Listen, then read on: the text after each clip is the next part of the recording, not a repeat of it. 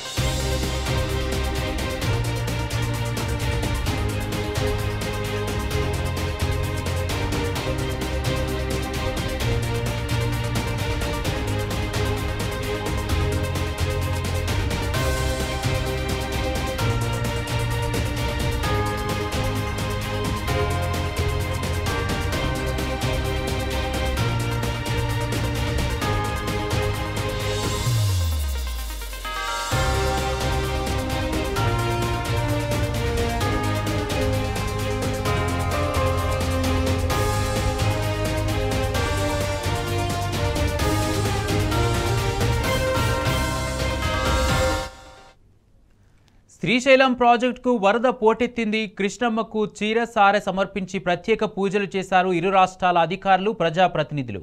జలహారతి సమర్పించి 3 క్రస్ట్ గేట్లు ఎత్తారు. దీంతో దిగువన ఉన్న నాగార్జున సాగర్కు కృష్ణమ్మ పరవళ్లు తొక్కుతోంది.